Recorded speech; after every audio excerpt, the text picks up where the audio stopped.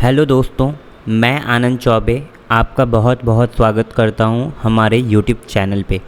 तो आज हम लोग बहुत ही आसान भाषा में समझेंगे कि एपीआई क्या है और ये कैसे काम करता है, और हम लोग देखेंगे कि एपीआई का हम लोग यूज़ क्यों करते हैं, एपीआई पेन टेस्टिंग क्यों हमारे लिए आज के टाइम में इतना इम्पॉर्टेंट माना जाता है, और एपीआई पेन टेस्टिंग के लिए कौन कौन से टूल्स का हम लोगों को यूज़ करना चाहिए। तो वीडियो को पूरा देखिएगा ताकि आपको अच्छे से समझ में आ जाए। अगर आपको ये वीडियो पसंद आता है तो वीडियो को लाइक कीजिएगा, चैनल को सब्सक्राइब कीजिएगा और दोस्तों के साथ शेयर करना मत भूलिएगा। तो चलिए इस वीडियो को शुरू करते हैं बिना किसी देरी के। API stand for Application Programming Interface.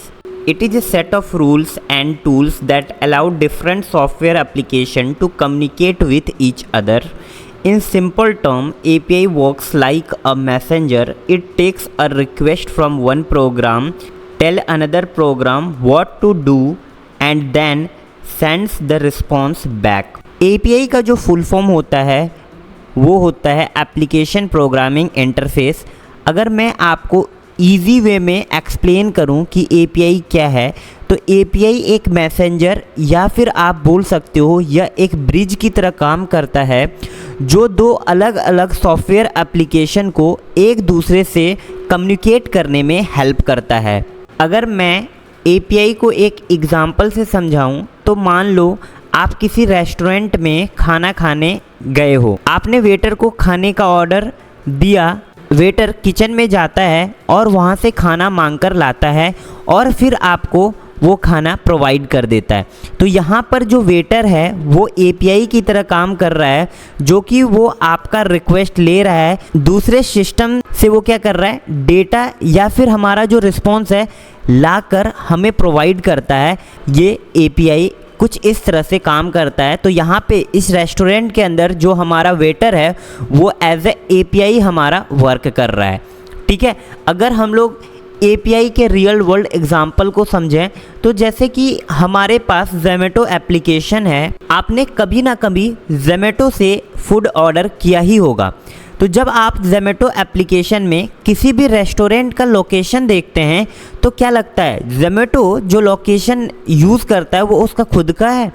तो यहाँ पे ये हो सकता है कि ज़ोमैटो ने क्या किया, गूगल मैप के एपीआई को अपने एप्लीकेशन के अंदर इंटीग्रेट किया, और जब भी हम लोग किसी भी रेस्टोरेंट के लोकेशन को देखते हैं तो ज़ोमैटो के अंदर जो हम लोगों ने गूगल मैप का एपीआई को इंटीग्रेट किया था, तो जैसे ही हम लोग लोकेशन फैच करते हैं तो ज़ोमैटो क्या करता है, वो गूगल मैप के एपीआई को रिक्वेस्ट करता है और फिर वहाँ से हमारा जो लोकेशन है वो ज़ोमैटो एप्लीकेशन के अंदर में शो होता है। तो कुछ इस तरह से हमारे रियल वर्ल्ड एप्लीकेशन के अंदर, वेबसाइट के अंदर हम लोग एपीआई का यूज़ करते हैं। अब हम लोग आगे बढ़ते हैं और देखते हैं why do we use an API.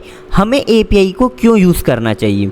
We use API to connect, share data and add new feature easily and securely between application. तो यहाँ पे जब हम लोग एपीआई यूज़ करते हैं तो हम लोग क्या कर सकते हैं, दो डिफरेंट टाइप के सिस्टम को आपस में कनेक्ट कर सकते हैं। जैसे कि मेरा वेब एप्लीकेशन है और मेरे पास एक एंड्रॉयड एप्लीकेशन है, तो मैं एपीआई के थ्रू दोनों को आपस में क्या कर सकता हूँ, कनेक्ट कर सकता हूं, और जो भी डेटा है मैं एंड्रॉयड एप्लीकेशन से वेबसाइट में चाहूं तो मैं उसको भी शेयर कर सकता हूं।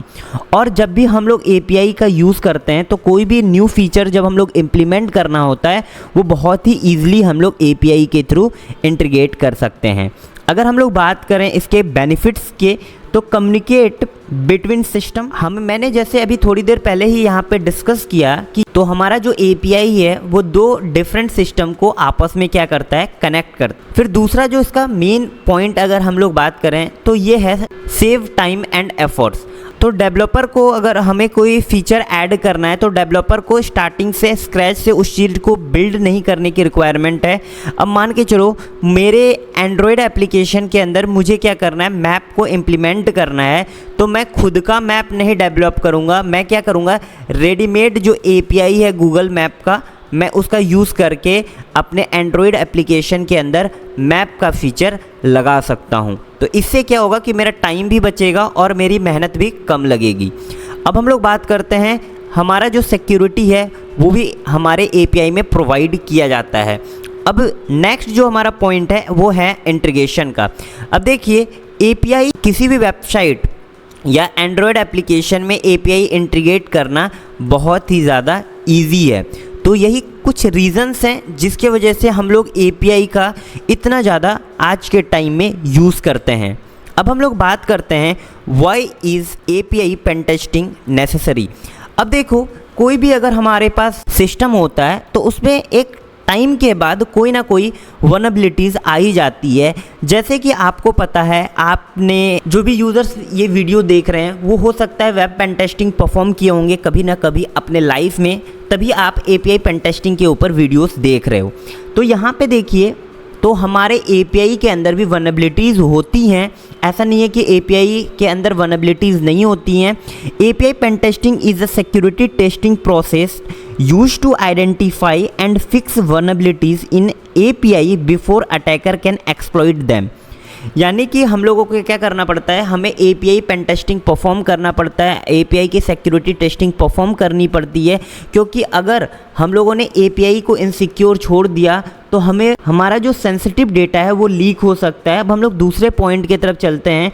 It is necessary because API act as a bridge between application.